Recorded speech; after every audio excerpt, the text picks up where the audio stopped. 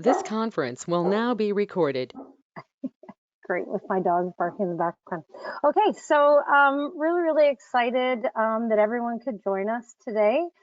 This is part of what we've been doing for our Pentathlon Canada Safe Sport initiative, and I've had the pleasure of working with Steve Indig, who's going to be presenting today from the Sport Law and Strategy Group. Him and his team have been helping us develop all of our safe sport products that we've been doing this year. And Steve is just an incredible wealth of knowledge, and I'm so excited that he's here today to present to us about safe sport.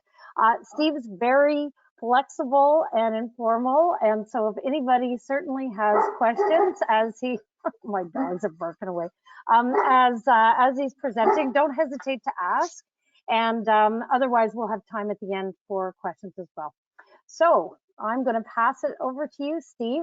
All right. Good evening, everybody. Thanks for being here tonight. I recognize it's a Sunday evening. For those of you who don't know about the Sport Law and Strategy Group, we have been around close to 30 years. We work exclusively in the amateur sport community, providing services. We basically try to create a one-stop shop for amateur sport. So we've done work with rope jumping and cornhole and Own the Podium and the Canadian Olympic Committee and everybody in between. So won't spend a lot of time on us. If you haven't been to our website, it's sportlaw.ca. There's over 400 articles about safe sport, about governance, risk management, employment, you name it, it's there. We're actually integrating our website, so that's why I know there's over 400, because we had to actually count them and see how many we had to transfer over. But like I said, please take a look. They're all free resources available to you.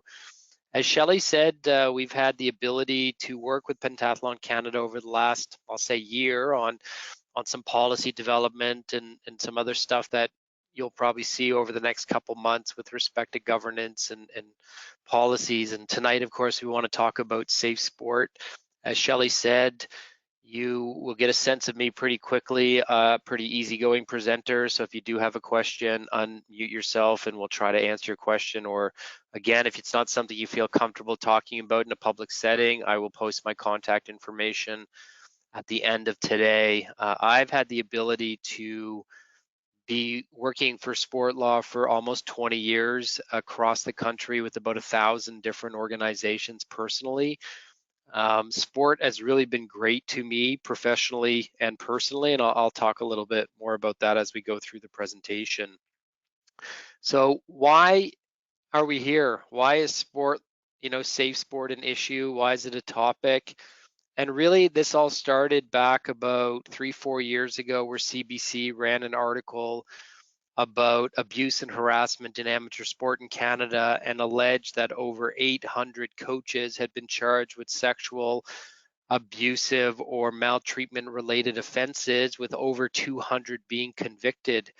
And when that hit CBC newspaper, Sport Canada really grasped onto this as a topic that required immediate attention. And a lot of the cases that, of course, were a catalyst to this movement are the Berard Charest case, where he was guilty of 37 counts of sexually related conduct with Alpine Canada.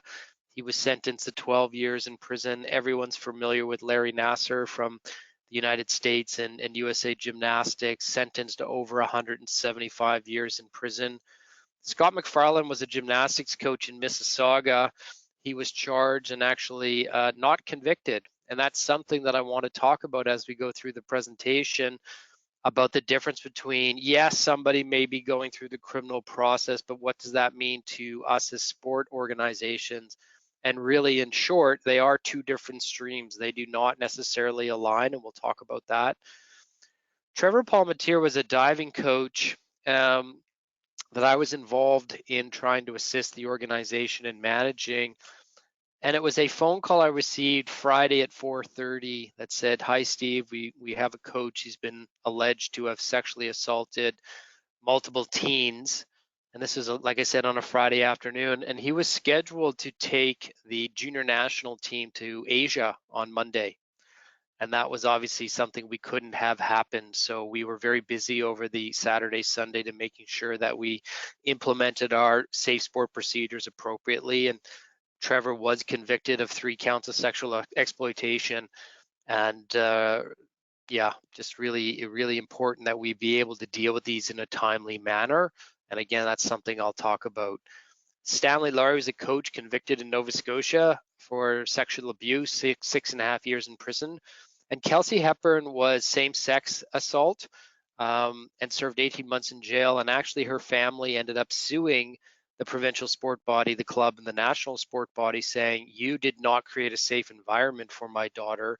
What have you done?" And these again are some of the historical cases that we are aware of. These are cases that I received last week. Last week, 2 NSO coaches are being investigated for abuse and harassment.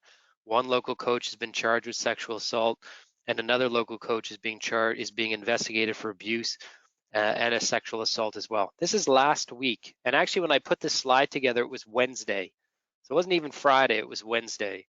So are these things that we need to be aware of? You can see why. And I really hope that you take the Safe Sport Policy Suite that Shelley and I, with the board and the governance committee, had the ability to make.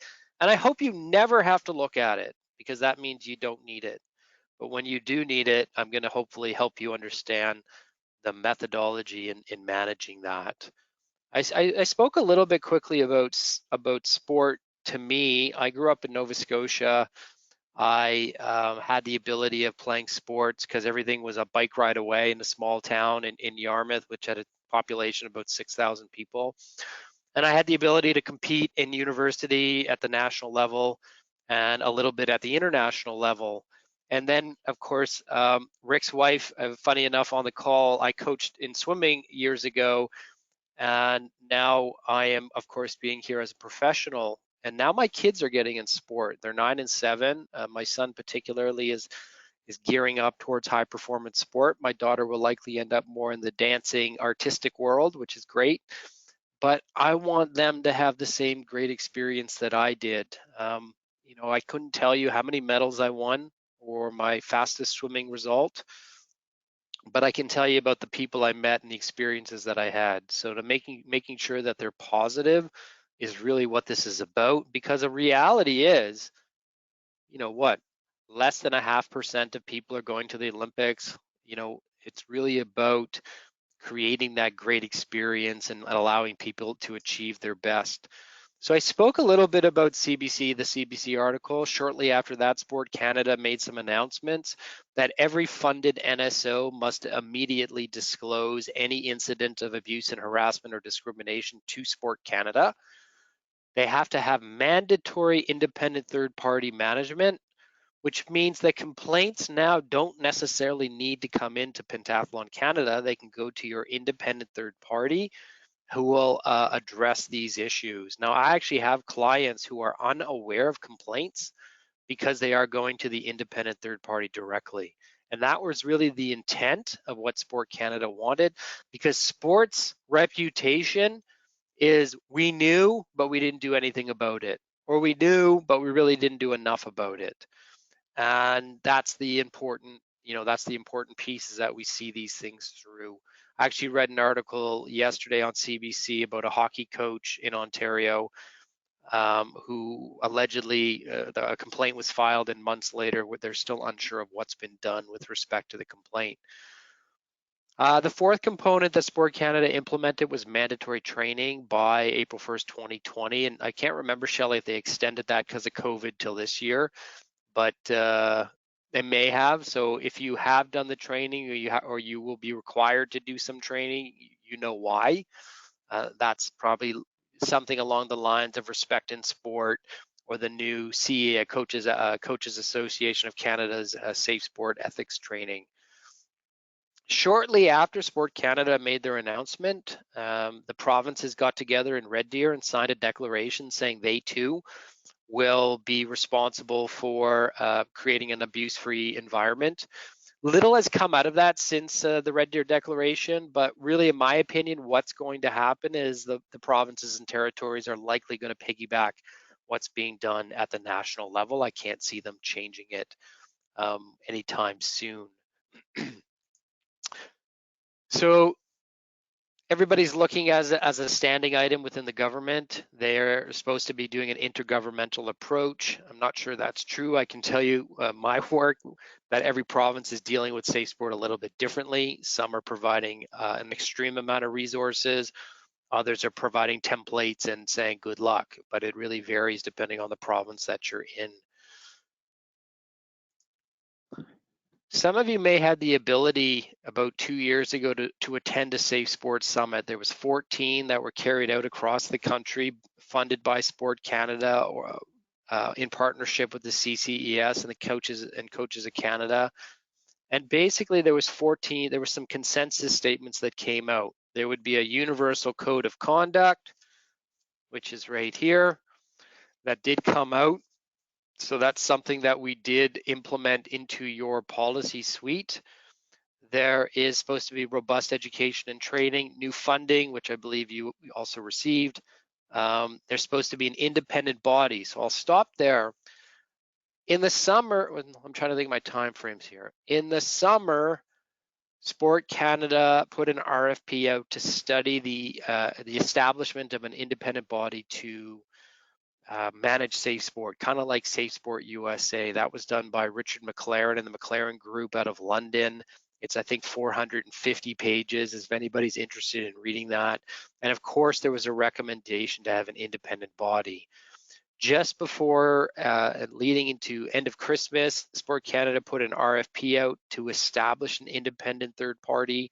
And I believe there was 3 organizations that have applied, and we will find out likely in the next couple weeks who that organization is going to be. It will not be up and running until at least April of next year. It's likely going to only deal with new cases, not historical cases. So that's important to know, and we're still not sure of the funding model that's going to be implemented with respect to this body. They've also said that they would like to see the prohibition of sexual relations between national team coaches and national team athletes. I don't love this statement, and I'll tell you why. Not because of the context, but why isn't it about coach-athlete relationships, period? It just doesn't matter to me. It doesn't seem to me why we draw a distinction between national level, provincial level, or local level. If you are a coach, you should not be dating your athletes. So what's happened since then? Swimming Canada hired a full-time safe sport officer. So is Gymnastics Canada. CAC started the responsible coaching movement. There's respect in sport, true sport, etc., etc. What others are doing, they're updating their policies. They're adopting respect in sport mandatory training.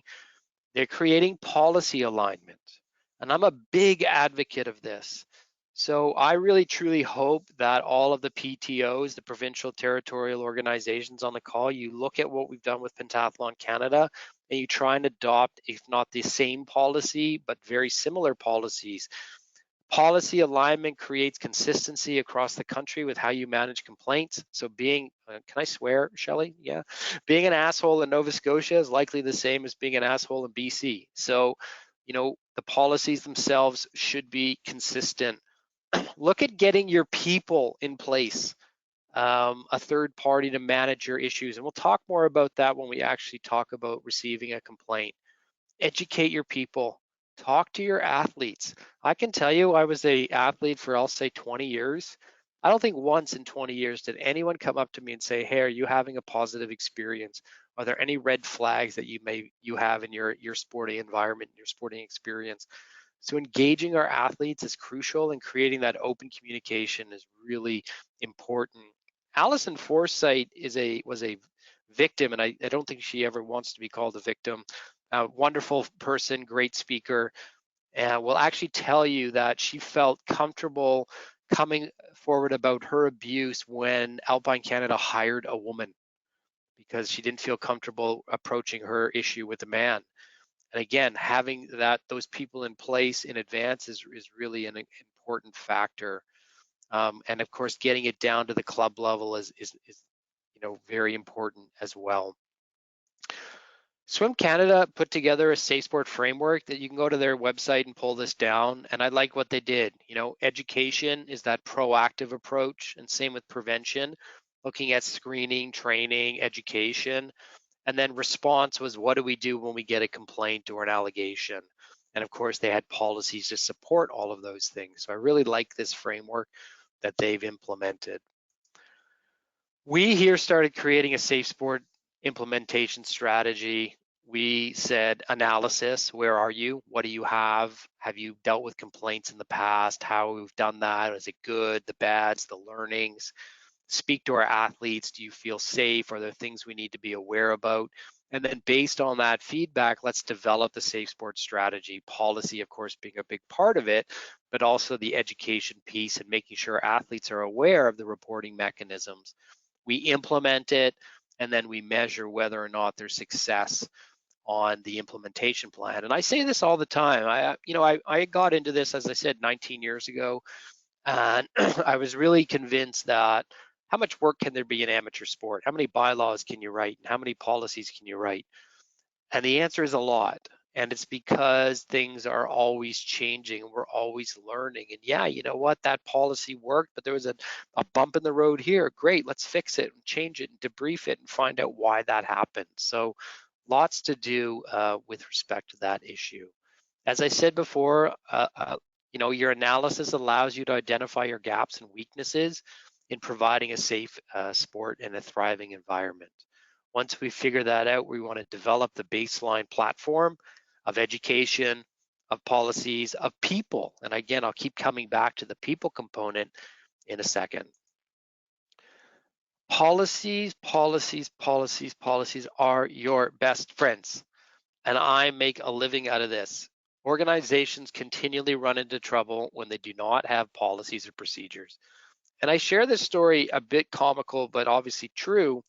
I had a client open a hotline, 1-800-SAFE-SPORT. Does anyone want to guess what happened? Someone called it. And when someone called it, they called me and said, what do we do? And I was like dumbfounded. I was like, will you tell me what you're going to do?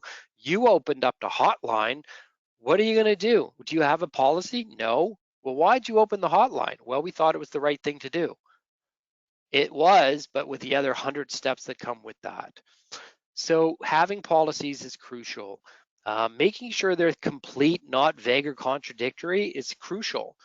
You know, if you adopt the Pentathlon Canada policy and it says, Pentathlon Canada will appoint a case manager or a discipline panel. No, they won't. Not if it's a local issue or a provincial or territorial issue. Making sure they work for you is crucial. Follow them. And this one is dumbfounded to me. I got an email a couple days ago. Hey, Steve, we appointed a panel of 5 to hear a discipline matter. Hey, can you send me your policy? Yep. It says here you're supposed to have a panel of 3. Why do you have 5? Like, why? It just doesn't make sense to me. Make sure they fit within your organizational culture and resources. And again, look at trying to have them reviewed on a regular basis. Policies are your best friend as they help you provide a guide to your actions. And I promise, Shelley, I promise you this, anytime anyone calls me with a problem, I will say to you, what does your policy say? Because that gives me guidance on how to help you guide as well. And I'm not expecting the people on the call today, there's 13 of us on the call today, to have the expertise to deal with the sexual abuse case or a maltreatment case. But if you have proper policies in place, there's people like me who can help you. Without those policies, it's very hard for me to help you. They will guide you by your actions. They will help you avoid a problem. Now, pentathlon is a small sport, and Shelley was joking that there's 12 of you here, and that's 10% of your population. That's a small group. You all know each other. So when a complaint comes in and Shelley says, hey, Steve, you have 6 days to file your response to a complaint, it's not because Shelley hates me and we have history and she knows me. It's because I have a policy that says you have to file your response document in 6 days. And this policy, by the way, was passed 6 years ago when Shelley wasn't even here. So it's really important to help you create that continuity. And like I said, they'll help you manage your problem. Once you have these policies, educate, educate, educate, educate, implement. People can't find where to file a complaint. People can't find what's expected of them. Post your policies, post your procedures. I know Shelley's going to talk about specifically what Pentathlon Canada has done at the end of my session, but implement, implement, implement, and then after that, communicate, communicate, communicate, communicate. Let people know where to go, who to go to, when to go to, you know, even for a quick conversation. So, and then of course, at the end of that, when you do get a complaint, take measurement. Are things working? I did this session, a very similar one last week with an NSO, and there was only a small group of people like tonight. And I said, you know, in the chat box, and maybe you guys can do this as well, can you let me know how many complaints you get on an annual basis? And I got basically what I expected was 2, 2, 1, 2, 43. And I was like, whoever wrote 43, you better give me a call after this session because that's just crazy. That's crazy, that kind of number. So I'm just curious to know, you know, if you guys are bombarded with that type of stuff. But, you know, again, measure where you are. And if you have 53 complaints, we do need to have a conversation. I do a lot of work with Ontario Soccer, which is the third largest sport organization in the country, behind Hockey Canada and behind Canada Soccer. And I do all their appeal management. We used to get about 100 appeals a year, 100. And they went out and educated all their discipline chairs in all their regions. And last year we had 12 appeals. So it was a huge, huge reduction in the number of appeals because we were able to educate people on how to manage complaints. Now, I always like to ask 3 questions to people involved in sport. Are you prepared? Have you done everything reasonable to create a safe environment?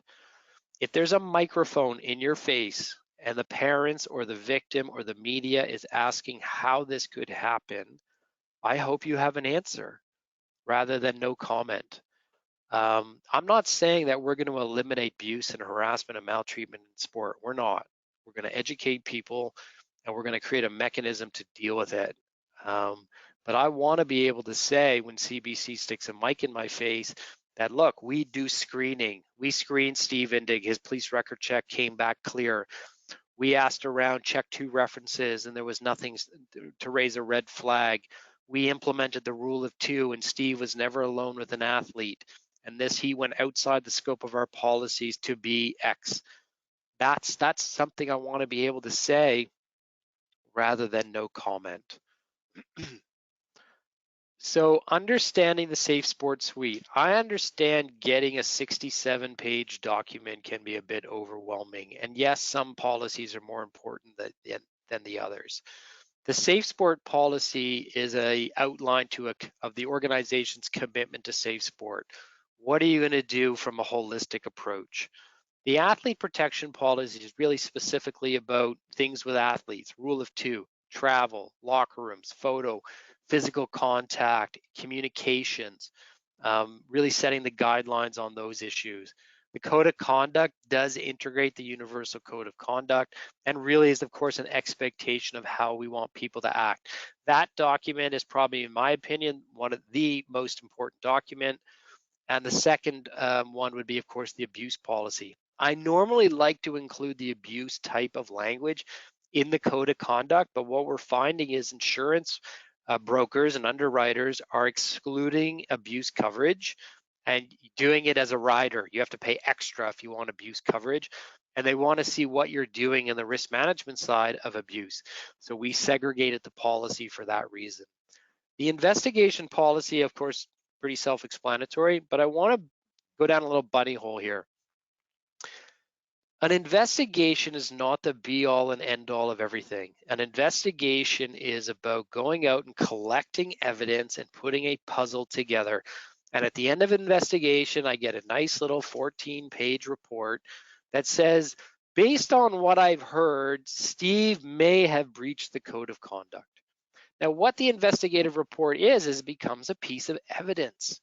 And that evidence would get disclosed to the parties as well as the panel for them to make a determination and for allowing people to reply to it. So really important that it's not the judge, jury, and execution when we talk about investigations. Now, investigations are timely and expensive. You know, for me, if I get hired as an investigator, usually you're looking at fees between $200 and $400 an hour, depending on who's doing it, and they're time consuming. Hi, Shelly, my name's Steve. I'm an investigator. Tell me what happened. And an hour and a half later, she's told me. I've written up my notes, which is another hour and a half. And then I have to go to Joshua and do the same thing with Joshua, and then to Rachel, and then to Joanne. And now I've got 26 hours into this at $400 a pop. Gets very expensive. And at the end of it, again, what do you get? You get a nice little booklet. Sometimes they are necessary. If there is a video of Shelly punching me in the nose, you do not need an investigation. The video is self-explanatory. So yes, there will be scenarios when you need an investigation, like innuendo. Hi, Shelly. I'm not telling you my name, but you should know Mike Smith in BC is abusive to athletes. Click. You can't ignore that anymore. Now, what do we do with that? We likely appoint an investigator to go speak to athletes in BC and see if there's any smoke to the fire. So just want to go down that bunny hole a little bit. The discipline and complaints policy is probably the third most important policy. What do I do when I get a complaint? The dispute resolution policy is about mediation. Can we informally resolve the issue? And of course, appeal is appeal. Whistleblower is a safe place for people to come and share their story. Event discipline is about short-term temporary sanctions during an event. And then of course, social media would be related to social media use. So what do you do when you get a complaint? First and foremost, who gets it? Who within the organization should be receiving complaints? And you should know that. And you should also provide for a mechanism to allow for a man and a woman to be receiving complaints. As I said before, depending on the issue, some people are not confident or comfortable speaking to somebody of a certain gender. So if you can allow for both, that would be really important. After the person receives it, what do they do with it?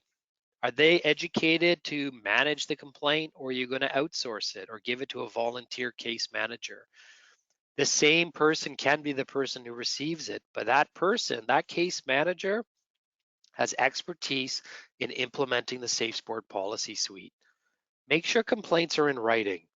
Fundamentally, what I want is a complaint from Shelly, running out of props here, a response from Steve, and a rebuttal. And I got to make sure that Steve and Shelly see both of them. The fundamental rule in case management is that the parties see everything the panel sees. There's no secret documents that get shoved to the panel, or the panel doesn't share it with the parties. It is absolutely fundamental that that happen. There was actually just a case released in Saskatchewan a couple days ago where a high school principal and a coach had an altercation.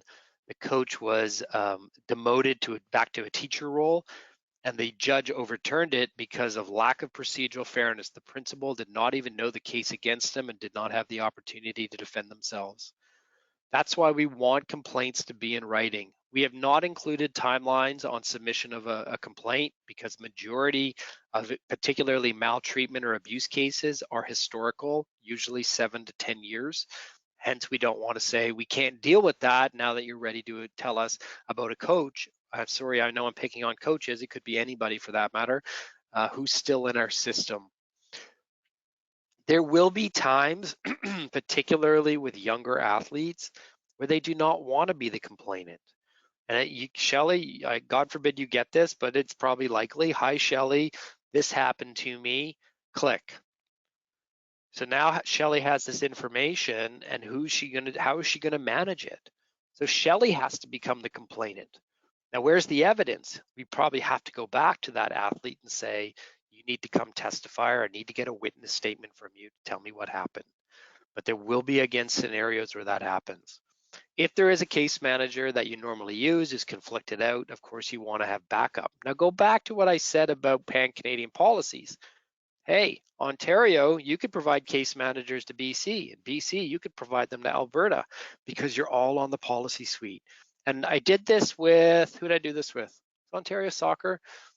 And they actually said, let's all get together and create a pool of people, of resources that we can all use.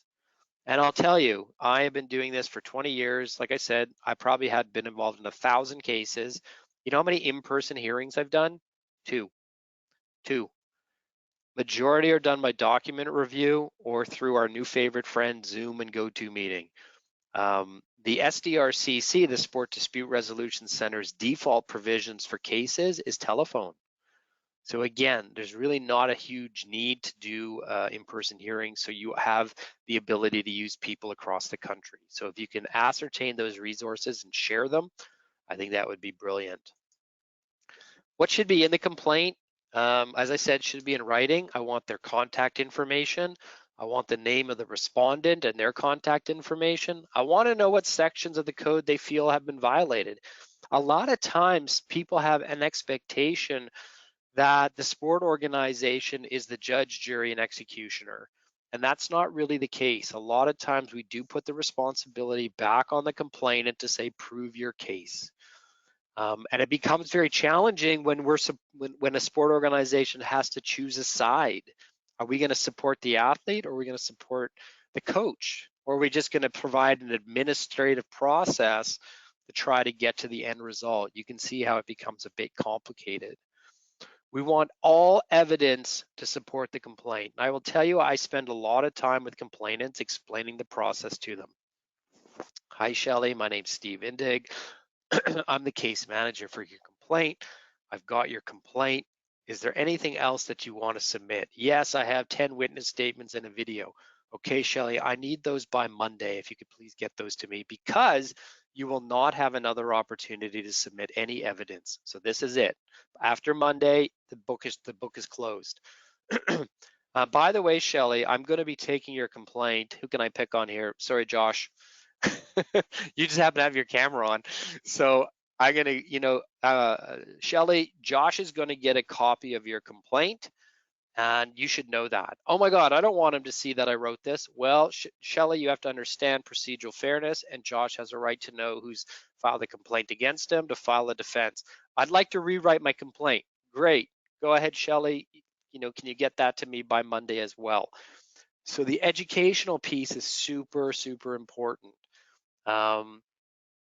So a lot of times too, as I've said at the last bullet point here, we will go back to people and, Shelley, what do you expect as a remedy? Well, I want Josh expelled. Well, I can tell you after 15 years of experience, that's not likely to happen. You're probably looking at A, B, and C.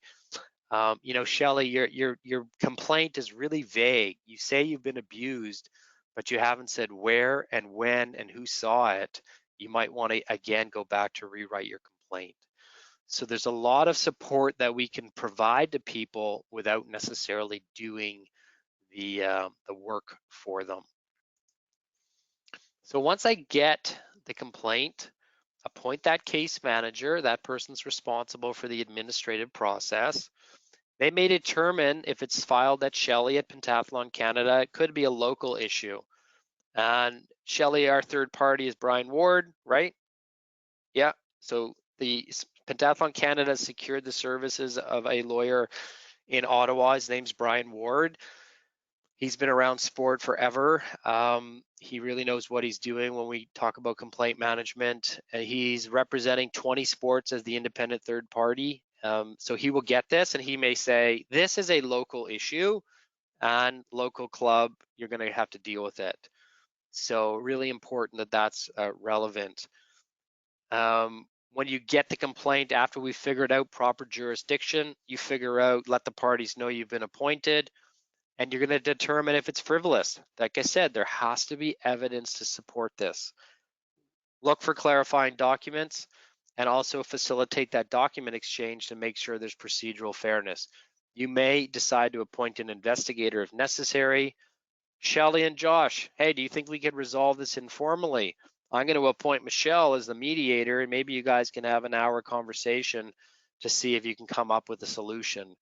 What's mediation? Big fan, probably 90% successful, actually allows Shelley and Josh to have an impact on the outcome. Otherwise, it comes to schmoes like me, and Shelley and Josh no longer have a say of what the outcome is because it's in the hands of the arbitrator. So sometimes really important to do that. The case manager lastly has to decide whether it's process number 1 or process number 2 and distribute the decision. Process 1 is designed for minor infractions. A lot of organizations were coming to us and saying, why do I have to do a document exchange and an investigation when Josh and Shelley just cursed at each other, and out of 10, it's a 2, and we don't want to go through all these procedural steps. That's the intent of process number 1, is to appoint a disciplined chair, look at the case, make a quick recommendation, and hopefully the parties agree to the outcome. If they do not, either party can file a request for reconsideration. I don't like the outcome. I'd like it to go to a panel, and then it does. Okay, so again, the short decisions aren't written in stone unless the parties fail to file a request for reconsideration. If it's a serious offense, it's, a 7, 8, 9, or 10 out of 10, we may decide to skip process number 1 and move directly to process number 2, which is again more of that court-like setting where we have document exchange and probably an oral hearing in front of a panel. The panel is usually 1 to 3 people. I preferably like a panel of 1. That's really just for selfish reasons, because I could say to Amber, when are you free? I'm free Wednesday night. Great, that's when the hearing is. Instead of saying, Frederic, Amber, and Josh, what days are you guys free? And we realize we're not available till April 9th. So little selfish reasons to ask for a panel of 1. Another reason to have a panel of 3 is to share the blame, to eliminate conflict and bias arguments, but always not a necessity. Will we go to process 2? There's flexibility as to the type of hearing. Like I said before, it could be done on document review, telecommunications, or in person. There is no real reason, in my opinion, to have an in-person hearing. Majority of the time we do it is to just check credibility. It's very easy to lie in a written document. It's more challenging to lie on the phone. It's more challenging to lie on Zoom. And of course, it's more challenging to lie in person. So if there's a credibility issue, then maybe that's something you would consider. Make sure, of course, the parties are involved, provided notice. As I keep harping on, make sure all information is disclosed to the parties in advance. Parties can bring in lawyers or representation, that's fine. And if a party decides, particularly the respondent, not to participate, do not stop the process. I have had clients call me saying, well, we're stuck because the respondent won't reply. Too bad. You move forward based on the information presented. Now, when I say too bad, I do mean still be fair to the individual. Have you tried to reach out to them? Have you called them? Is the email you're using accurate? To justify that the person did not have that type of information available to them. After we've done all that, we want a decision. And it's not just you're guilty and you're suspended. We want things to last the test of time, because Shelley might be your executive director for the next 2 years or 10 years or 20. Hey, Shelley, 20? Yeah. And then somebody new comes in, and Josh, sorry, Josh, I know I'm picking on you, bud. But Joshua gets expelled this year, but 20 years later comes back. We want that executive director to know that Joshua was suspended today and why. So we want a summary of the facts. We want a reason for the decision, and we want breaches of the code. And we want to be able to put that in a nice little file. And when Joshua decides he wants to come back, whoever's sitting in Shelley's chair or the board's chair is fully aware of the conduct that occurred. So that's really what again, you don't need a 19-page decision, but a good 2 or 3 pager to give somebody to pick up that document, understand what happened is really important. Possible sanctions, of course, are very low, to a letter of reprimand and an apology, all the way up to suspension or expulsion. Now, let's talk a little bit about, I mentioned before, that criminal process. The onus of guilt in criminal court is beyond a reasonable doubt. Let's call it 98%, 100%. The guilt level, sorry, that's not the right term, in sport is 51%. Who do I believe more, Shelley or Josh? That threshold is far different. And the criminal prosecution process could take years. And very rarely do we see a judge say, Josh, you can't coach anymore. They'll say, yeah, you're going to jail, you're not going to jail, but very rarely will they say you can or cannot coach. So very important that we do these together. And a lot of times because people will not be convicted in criminal court, but that doesn't mean that we have to allow them to continue to be involved in our sport. It's a benefit to be involved in our sport, and we really have the right to take that away if we follow procedural grounds. Appeals is something that Sport Canada requires, so there is the ability for people to say, I don't like the outcome, but that's really based on procedural grounds, failure to follow policy, a party decision maker was biased, or there was conflict of interest. We've also included provisions in the policy to allow suspension pending the outcome of a hearing. Allegation comes forward that Steve Indig sexually assaulted somebody. Steve cannot be coaching the next day. He just can't. And there would be a provision that would allow us to suspend. We've also added provisions that if you are criminally convicted, then you are automatically suspended. So if I'm convicted of sexual assault in a criminal court, Pentathlon Canada does not have to now run me through a discipline process. They've done that beyond a reasonable doubt. Threshold is far greater, as I said before, so we don't need to do that. At the beginning, we want the process to remain confidential between the parties, the case manager, and the sport organization. And then depending on the outcome, we will decide who to release it to. You have to remember that the releasing of a sanction is actually a sanction. So if you Google my name and my disciplinary case comes out, and people who are looking at me now have a different view of my personality. So how we disclose it is really important, and as I said, can be another form of sanction. Just a couple tips. Again, we want to know who the case manager is in advance. Make sure they're a good communicator, strong technical skills, not in conflict, does not favor one side or another. As I said, really their job is to be administrative. There are people out there who will do this on a volunteer basis or for an honorarium. I met this woman, she started one of the largest mediation firms in Toronto. I met her in the parking lot of my kid's school. What do you do? What do you do? We started chatting. You're a lawyer, I'm a lawyer. I said, hey, would you be interested in sitting on a panel for sport organizations? She said, what's the pay? I said, well, what would you expect? And she said, my daily rate is $8,000 a day.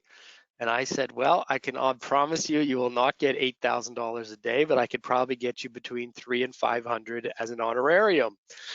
And she said, you know what, I'll do it because I would like to build a sport resume to get the NHLPA arbitrations. And I'm like, great, win-win. And we've used her probably 10 times and she's been great. And to be, excuse me, to be honest, whether or not she's working for the NHLPA, I have no idea, but that's really outside of my purview. We want the case manager to, again, implement procedural fairness. So know the case. We want to make sure people know the case against them, know the identity of the complainant. Anonymous complaints are very difficult to deal with, as I said before, because you do need to have the opportunity to file a defense and know who's accusing you. We want to make sure the decision maker listens to both sides. And usually we don't notify the parties who the decision maker is till close to the end of the procedural of the document exchange. And no, they should never be talking directly to the discipline panel. They should not have their email address and should not have the ability to circumvent the case manager. We want to screen what's going to the panel so that they see the same things the parties see. In general, receive a complaint, define the focus of a complaint, determine if it's in the proper jurisdiction, get a case manager, get the response document, get a rebuttal, appoint the judicial body, have a hearing, make a decision. Those are your 1, 2, 3, 4, 5s. Some procedural fairness complaint scenarios. Can a complaint be anonymous? It really depends. If there is a video that shows Steve doing what he shouldn't have been doing, I probably don't need a complainant, or I don't need an athlete or a coach coming forward. The organization can manage it. If it's I was sexually assaulted last night, then the I is likely going to have to come forward with their name. Again, it really depends on the evidence. And what I do find lately is what's happening is people are coming forward. They're telling Shelley and people like Shelley what their stories are. They don't want to be the complainant. They don't want their name saying Steve Indig complains about, Joe Smith. But they are saying I will come in as a witness and tell my story. And that's a lot of times where the organization has to step up and become the complainant.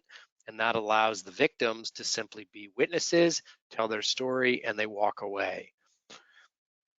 So just some little nuances there. When should there be a personal hearing instead of a hearing by document review? Again, I mentioned that, looking at evidence. And also, again, on rare occasions, you want a panel of 3. Can a party email the judicial body directly? No, we want to keep them segregated, as I said before, to keep them impartial, to see the same evidence that both parties see. If the complainant is also at fault, we would see a cross claim, but we'd see that absolutely as a separate complaint. Yes, they might be heard together, but we don't really see them blended in together into the same thing, the he said, she said type of complaint. Some general tips: make sure all communication is professional and neutral. Do it by email. A case manager's job is to guide the parties, but never advise. That's they need their own representation. One of my favorite things is a blame. Yes, you will likely get yelled at as the case manager. Don't shoot the messenger, but again, your job is to be impartial. And, people, you have to be a little patient in this role. People want to be heard and they want someone to care. And we can do that particularly through the case manager by clear communication. Hi, Shelley. My name's Steve. I'm the case manager. I need 3 days to look over your complaint. I will get back to you Friday. Chances are we won't hear from Shelley till Friday, but you better reply to Shelley by Friday or she's going to lose trust in me and the process. So super important to do that. If an organization has counsel, or a party has counsel, great, good for them. They will try and throw some weight around, but I would really give you the advice of being bold and being direct. Yeah, your response is due Friday. I'm sorry you have 18 cases on the go. Your response is due Friday. We're going to be dealing with this in a timely manner. Be fair, but be bold. I've been doing this, as I said to you guys, for 19 years. I've had one case go to judicial review in the court system, and we were successful in the way it was managed. So, a lot of this will happen with respect to threats, but very rarely do we see them come to fruition. As I said before, we do have provisions in there for suspensions if necessary. Again, you have to balance the image and reputation of the organization when you decide if somebody should be suspended or not. Shelley, you're muted. There we go. Okay, I'm not muted anymore. Thanks so much, Steve.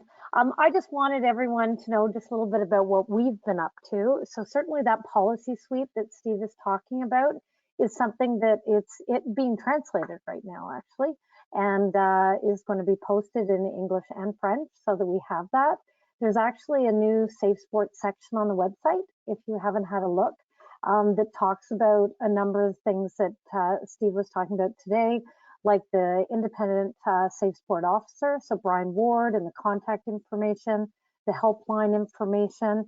And then I think that everybody on this call has taken their safe sport training, which is fantastic. And certainly if you have anybody who wants to take it, we do have secured credits for the respect in the workplace, which is mainly aimed at people that are in kind of a director, administrative role, and then respect for activity leaders, which is more for athletes and coaches that are doing things directly with sport. So you can certainly email me or send anybody my way. We've got lots of those credits available for you to use. And we'll be adding things like what we're doing today with the webinar and other things to this Safe Sport section of the website. So don't hesitate to ask. And anything, Steve is on my constant speed dial if I don't know the answer. So I always just check it out with him just in case. So please do reach out. Okay, back to you, Steve. Yeah, that's really it for me. I said a lot. Any questions or comments? As Shelley said, like I'm more than happy, to take a pre-call, or if you're unsure of something. And like I said before, I really don't expect the majority of you, depending again on your expertise, to be able to manage a sexual assault complaint. That's why the policy was designed to be flexible. So your case manager could be a board member or a staff member or a volunteer. And I would probably say in those scenarios, those cases that are like the 1, 2, 3, or 4s, where it's, someone's annoyed, but it's not a huge issue, do that, save money. And there will be times where you say, I want to spend some money and do this professionally, and outsource it. And that's how we designed the policy, to allow you that flexibility. And please make those calls or those questions before you make a mistake. It's so hard to bring them back. And like I said at the very beginning of today, I really hope you never need these policies, but as long as you have them, people like me can help you. Without them, it becomes very challenging. So if anyone has any questions or comments or stories, I see some people are unmuted. Shelley, maybe I'll let you Oprah Winfrey the rest. Right. Does anyone have any questions for Steve?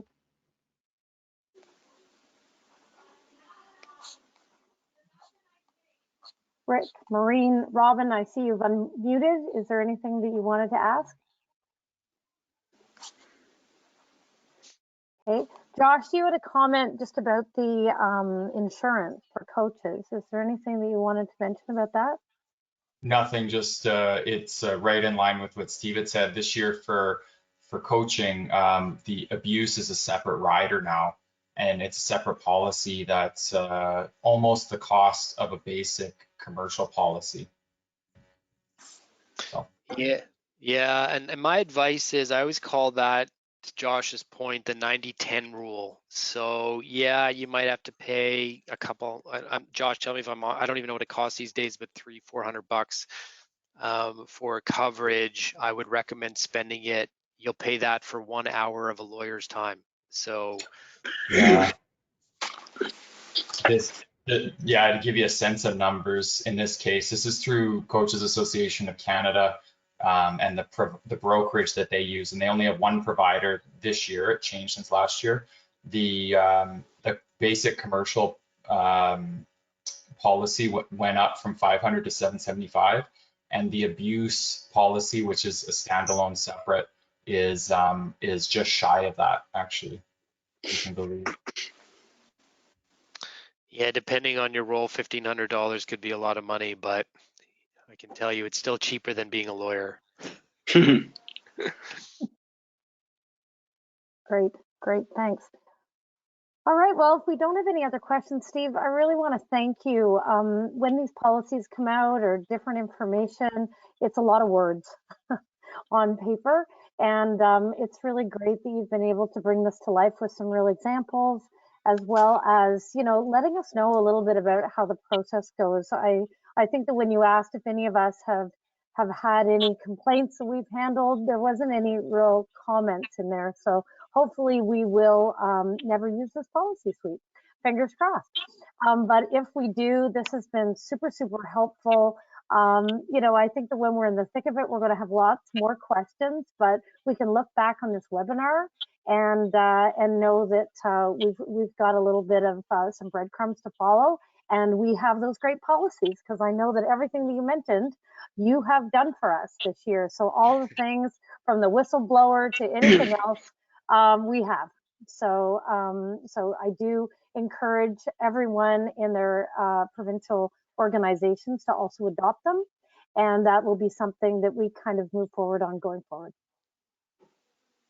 Thank you, everybody, for having me. Like I said before, don't hesitate to reach out anytime for a quick chat. My contact information is at the end of the presentation, and I've sent that to Shelley to share. So good night, everybody. Thank you. Thanks, Steve. Thanks, a lot, Shelley. Steve. Thanks, Thanks a guys.